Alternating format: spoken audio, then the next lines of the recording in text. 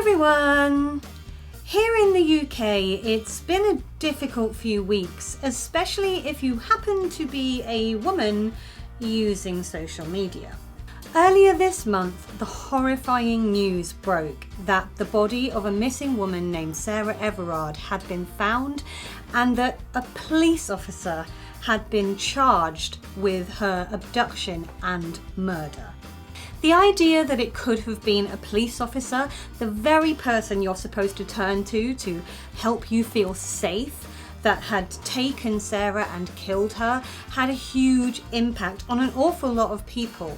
And just like in 2017, following the Harvey Weinstein case, the Me Too movement took over social media, many women took to Twitter and Facebook in the days after the news about Sarah Everard broke, and they started sharing their own stories once again of harassment, of abuse, and of their fears of walking home on their own after dark. And once again, that incredibly important conversation got derailed by a hashtag created in response to it. And once again, that hashtag was "Not All Men." Excuse me, but I think you'll find I have never attacked a woman in my life. I'm one of the good guys, and you're not really paying attention to people like me. Hashtag not all men. Look, the fact is, we know it's not all men. Most women have men in their lives, be they friends, partners, family members, who let them know on a daily basis that not all men are violent misogynists. We're very aware that there are plenty of good guys out there. I've never said all men are like this, and I don't know any woman who has, because I wouldn't be friends with somebody who generalized in that way. What we have said is that almost all women, it's something like 90% of women, are going to experience some level of harassment or sexual abuse or form of abuse in their lifetime, and that is not okay. And unless the men that perpetrate that violence go around with a big flashing neon sign pointing at their head that says "potential murderer," we don't know which guys it is that mean us harm. And for that reason, women do share little tips about security, about keeping ourselves safe. And the fact that once again a really important female-dominated conversation about what happens to us and our experiences and our safety was being derailed by men, and yes, some women, saying, "Well, not all men are like this, don't generalise," when actually nobody was generalising in the first place, made me so sad and angry that I actually thought, I'm going to make a video about this. And for the first time ever, I'm going to use the F word on my channel. Are you ready? I'm going to say it. Feminism. Unfortunately for a lot of people, the word feminism has a really toxic meaning. Boo! Boo! Down with all scum! But for pretty much every woman I have ever met, and certainly for me personally, feminism does not mean hating all men. It doesn't mean we want to put women in positions of power and leave men languishing in the gutter. It means nothing like that. It literally means we'd like some equality, please. It means that women should be given the same opportunities as men. They should be afforded the same level of respect as men, and they should have the same basic human rights as men. We should have the right, for example, to feel safe, to walk home at 9:30 in the evening along a brightly lit road, having phoned someone to let them know we're on our way, and know that we're going to arrive safely. Because Sarah Everard did all the right things. She took the longer route home because it was better lit. She called her boyfriend to say, "This is where I am, I'm walking home right now." And she left her friend's house before it got super late at night.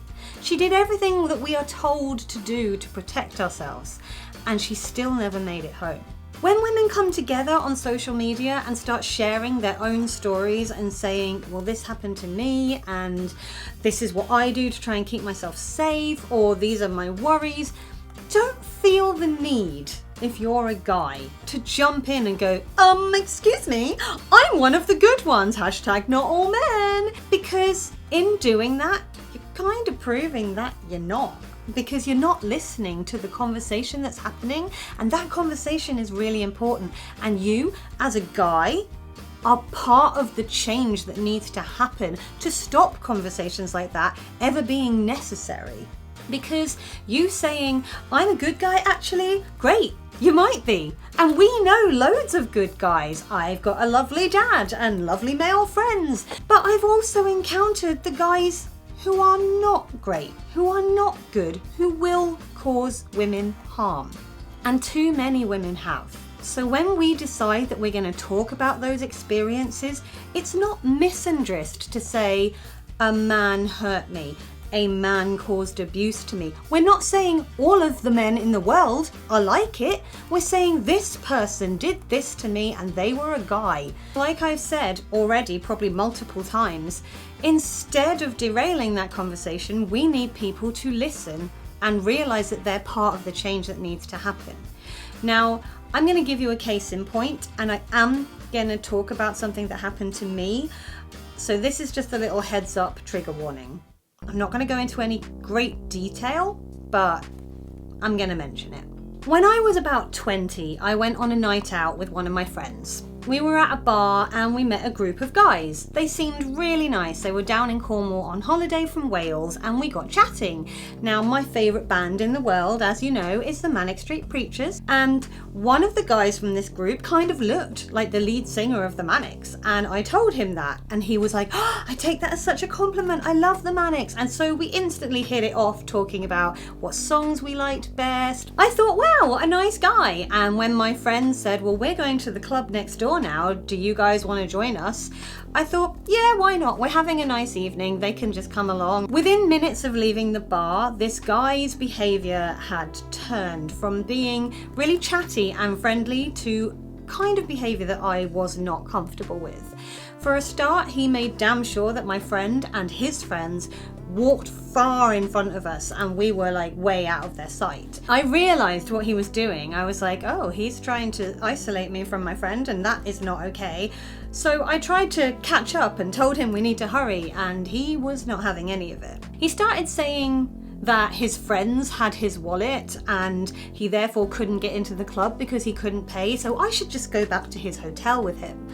I didn't want to do that and I told him as much, and he was like, well, you can't go to the club without me. You can't leave me standing here on the street. I don't know my way around this place. So like an idiot, because I desperately wanted to find my friend, I was like, fine, I'll just pay for both of us to get into the club and then I want to find my friend and this needs to stop. We found his friend and my friend, they were all still together. But when we got to them, his behavior changed again and he became all like chatty and nice and friendly again. And I started thinking, wow, was I really rude to him? Was I sort of not being nice and friendly? Because he seems fine now. Maybe he was telling the truth. That's when he changed again. And he separated me once again from my friend and from his friends, took me into a dark corner of the nightclub, pushed me against a wall, and sexually assaulted me. My biggest memory of that night is hiding in the toilet because I managed to push him off me and I legged it. I couldn't see where my friend was, I couldn't see where his friends were, so I just legged it to the girls' toilets and just stood there rocking in a cubicle like, oh my god, oh my god, oh my god, what do I do? When I came out, he was hanging around waiting for me and grabbed me, and I saw a male nightclub bouncer, so I went, please help me, please tell him to get off me. The guy made a "she's crazy" gesture at the bouncer and laughed, and the male bouncer laughed back and walked away. The person whose literal job it was to protect people at that club.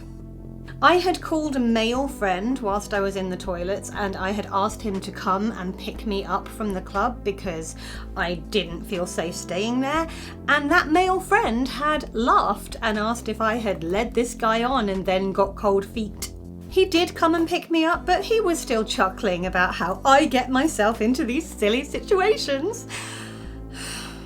And as I was actually leaving the club to go and get in my friend's car, and I had managed to get my friend and separate her from the guy's friends, his friends came up to me, and this is the point I'm trying to make. Because as we were leaving, they took me to one side and they were like, oh, we're really sorry about his behavior tonight. We know how he gets around women. When he has a drink, he can't control himself. He goes a bit too far and he gets really intense. We're sorry if he did that to you. So basically, they knew that the behavior their friend was carrying out was wrong. They knew that he had this habit of preying on women and he didn't know when to stop when he'd had a drink.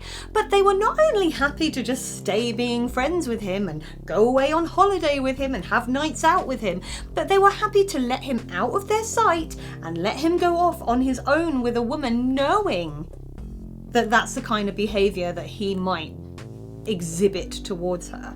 They're probably really nice guys. They're probably the people who would stand up and say, I would never harm a woman. I'm one of the good guys. Hashtag not all men. But they knew what their friend was like, and they did nothing to stop him. They thought all their job was to apologize to me afterwards. Like that made it okay. That's on them. So, bringing this back to the F word, feminism for me obviously doesn't just mean that I should be allowed to go out and have a night out and not be assaulted by someone, although obviously that's kind of a biggie. But feminism should also mean that women are respected enough that we're believed when we tell somebody we need help. That nightclub bouncer should have listened to me, not the guy. It means that we should be taken seriously when we say something has happened and it's made me feel really horrendous, instead of being blamed for what's happened to us. And it ought to mean that women are respected enough that if guys have a friend who tends to get carried away and goes a bit too far when they've had too much to drink, they call that person out on their behavior. I wouldn't want to be friends with somebody like that. And obviously feminism goes way, way beyond just making sure women are safe on a night out. Feminism, to me, is about equality. It's about being equally respected in society. It's about being given equal opportunities in society. It's about being given the same rights as guys have in society. It means that we should be given the right to bodily autonomy, particularly when it comes to healthcare and especially reproductive healthcare. It should always be a woman's right to choose what happens to her body. And it's about being seen as equal citizens of the world and not second-class citizens. I mean, there are countries where women are still not allowed to drive.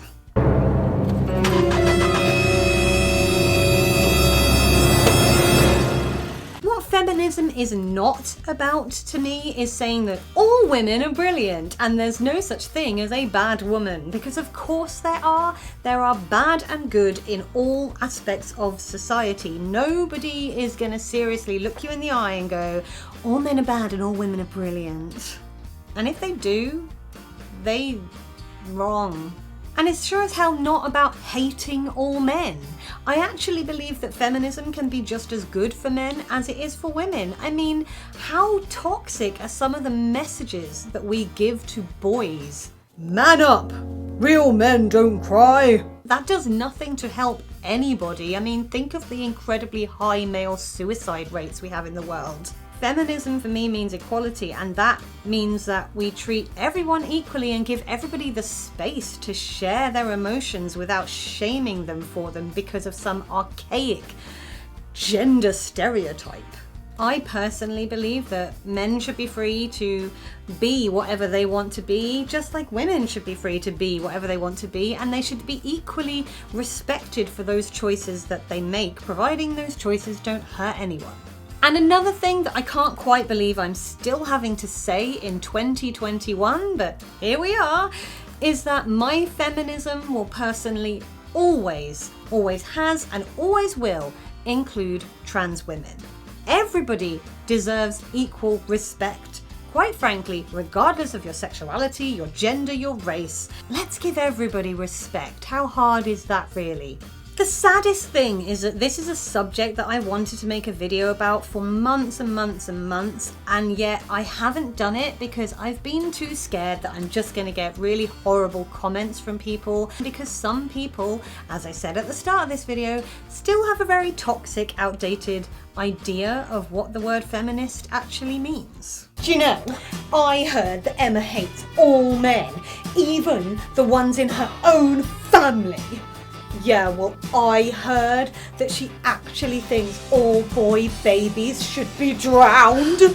Well, I heard that Emma hates men so much she doesn't even think they should exist. Like, she wants the whole world to be a lesbian commune. So there we have it. I have said the F word on this channel. I hope that it hasn't made you want to say a much worse F word back at me. But you know, if you do feel like that, feel free to go and do something else and not leave me abusive comments, please. If you did enjoy it, feel free to give it a thumbs up. You can click on my floaty head if you would like to subscribe. I don't always do feminist rants, I promise. And last week's video, which proves my point, is over there. I'm gonna go and lie down in a dark room because, yeah, there's some issues we need to deal with in this world. I'll talk to you next week. Bye!